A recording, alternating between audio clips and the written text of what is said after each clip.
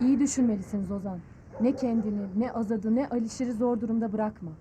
Kararını kendin vermelisin. Eğer ileride bu evden çıkacaksan, Beritan Drejan'a uzak olduğu kadar yakındır. Hem Beritan Azad'ın yakın arkadaşıdır. Yusuf da onlar gibidir. Gençtir, yiğittir. Gördün mü Eylül? Bize yol gösterecek, akıl verecek. Zeyno'dur diyordum. Ama yanılmışım.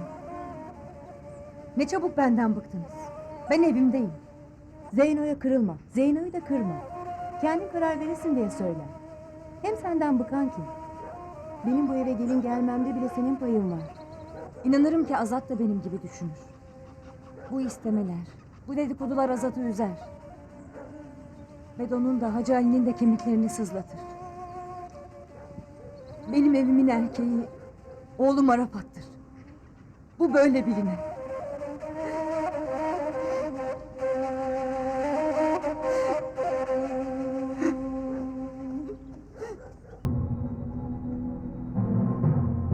Azat ağamın yanımıza gelip gidin bu işi halledin diyecek hali yok ya.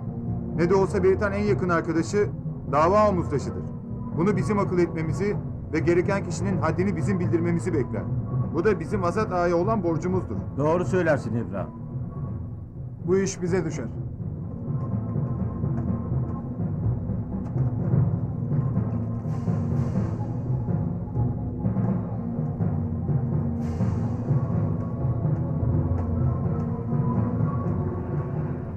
Selamünaleyküm. Aleykümselam. Hayırdır gecenin bu saat? Hiç öyle konuşuyorduk. İnşallah hayırdır.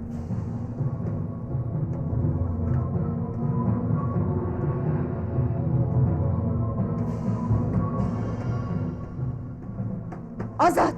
Azat! Azat! Hacı Ali Hakk'ın rahmetine kavuştu. Bazıları meydanı boş sanır.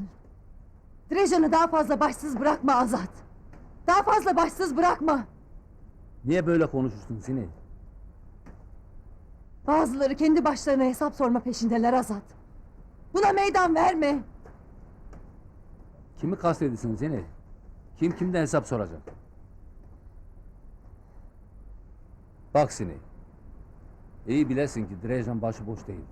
Her şeyi kafana takma. Hele sen git rahat uyu.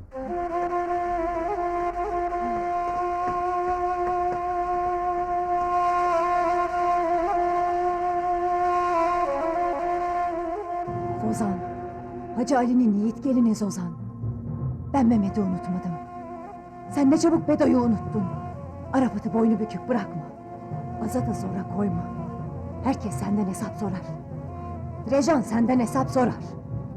Duyuyor musun beni? Duy beni. Duy beni Zozan. Azat. Zine. Zine. Sen burada mısın? Zine. Zine. Zine.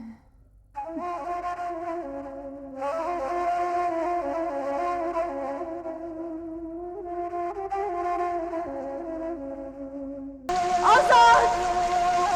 Azat! Töre seni bekliyor! Azat! Azat töre seni bekliyor! Azat onu yalnız koma! Töreye kıyma Azat! Azat! Azat töre seni bekliyor! Azat onu yalnız koma!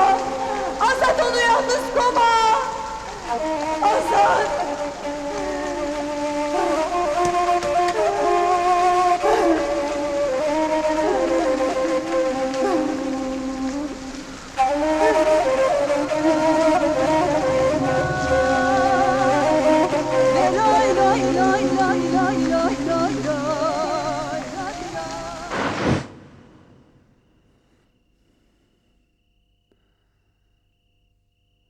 Azat! Kendine gel Azat! Kendine gel! Töreyi düşün! Beni düşün! Kendine gel! Azat töreyi düşün! Töreyi düşün Azat, kendine gel!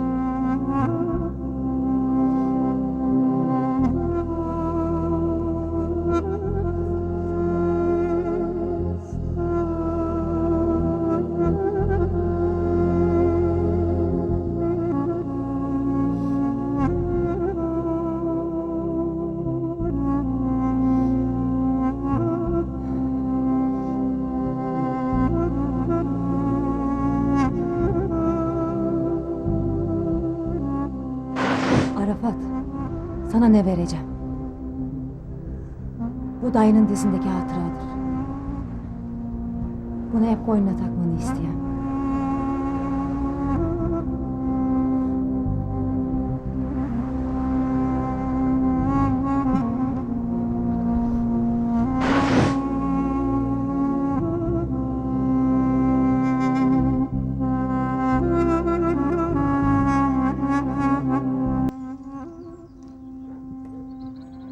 Hele gelip oturasın benim bacım. Otur otur.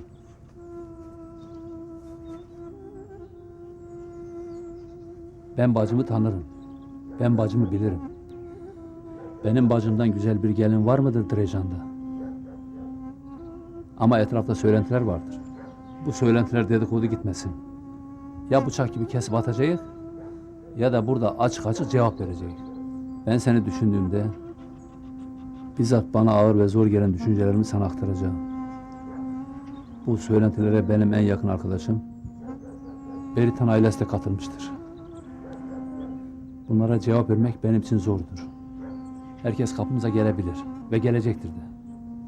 Dedim ya, ya burada bu kapıyı kapatmalıyız ya da açık bırakmalıyız. Yaşın genç. Sana illa amcamın evini bekle diyemem.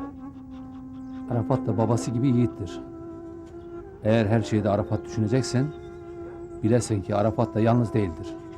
O hepimizin çocuğudur. Bitti mi diyeceklerin? Bitmiştir. Seni dinleyen. Bir gün beni yanına oturtup doğru dürüst benimle konuşmadın. Hep ardında gözü yaşlı bıraktın. Şu an söylediklerin sanki Zozan bacına değil başkasınadır. Ya sen beni hiç tanımamışsın ya da beni deniyorsun. Benim ocağım tütmektedir.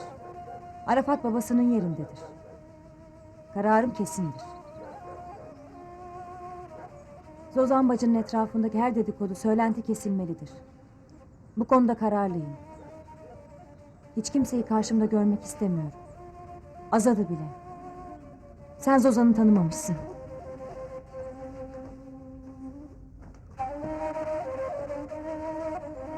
Benim yiğit bacım.